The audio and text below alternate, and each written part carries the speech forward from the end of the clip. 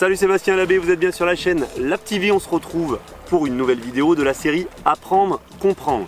Vous l'avez vu en ce moment sur la chaîne YouTube, on est pas mal sur le foil, pour pas dire qu'on est à 100% sur le foil.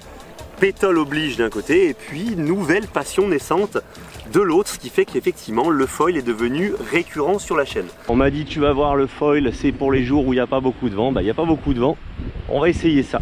Bon, c'est bien gentil de parler de foil en permanence, d'en faire en permanence, mais je me suis dit qu'il serait peut-être intéressant maintenant avec un peu plus de recul de simplement voir et comprendre comment un foil vole.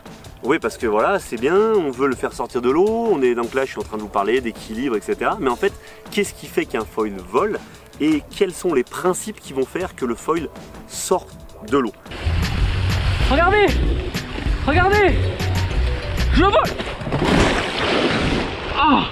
Pourquoi est-ce que le mât est plutôt à l'arrière? Pourquoi est-ce qu'il n'est pas placé au centre de la planche, etc. C'est ce qu'on va voir dans cette vidéo, apprendre, comprendre. Vous êtes prêts? On est parti, on va faire chauffer les neurones. Let's go!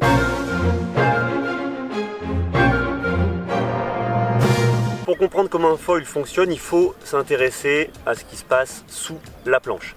On a donc ce mât qu'on va appeler le fuselage avec donc cet axe-là, le mât, et ici deux ailes, une avant, une arrière. Ces deux ailes, elles vont avoir en fait chacune une propriété. L'aile avant est une aile qu'on va appeler une aile porteuse, c'est-à-dire que elle va avoir une forme là incurvée sur le dessus et elle va être creuse sous le dessous. Son action va être de pousser vers le haut. C'est pour ça qu'on appelle l'aile avant l'aile porteuse. Sa forme incurvée va faire exactement comme le kite dans le flux, d'air. Eh bien, ça va créer de la portance. Elle va donc être porteuse et pousser vers le haut. Ah d'accord, Jamy! L'aile à l'arrière, par contre, elle est déporteuse. Elle est courbe sur le dessus, donc enfin creuse sur le dessus et courbe sous le dessous.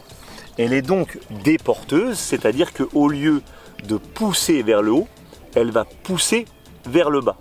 De la même manière, l'aile avant qui est porteuse, vu qu'elle va pousser vers le haut, elle est placée dans l'axe du fuselage. Par contre, l'aile déporteuse va être vissée sur le dessus du fuselage puisqu'elle va permettre de pousser l'ensemble vers le bas.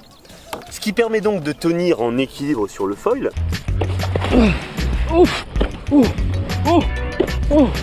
Et bien c'est cette balance entre l'aile avant qui va porter et qui va permettre au foil de décoller et l'aile arrière qui est déporteuse et qui va contrôler la balance en appuyant vers l'arrière du fuselage pour refaire descendre le foil. Ce principe avec le fuselage qui part à l'arrière, il dépend en fait, il est lié en fait au fait que nos planches, le centre de gravité du rider, là si on repasse sur le haut, le centre de gravité du rider, il va être en avant du foil, il va être en avant de l'aile porteuse. Ce qui veut dire que si j'appuie sur l'avant et que cette aile-là monte, vu que mon centre de gravité est plus en avant, le foil risque de finir par basculer vers l'avant et piquer du nez.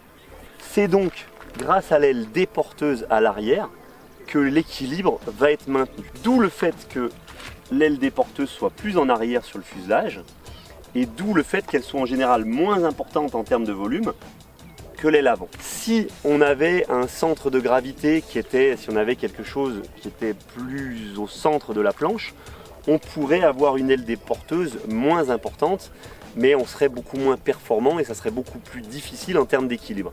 Donc c'est pour ça que sur toutes les planches de foil, on a un mât qui est décalé vers l'arrière et que l'équilibre se fait grâce à l'aile avant porteuse, l'aile avant déporteuse. Pousser sur le pied avant va faire descendre le foil puisqu'on va changer l'angle d'incidence de l'aile avant, donc elle va moins monter vers le haut mais elle va redescendre et donc l'action déporteuse va permettre d'équilibrer.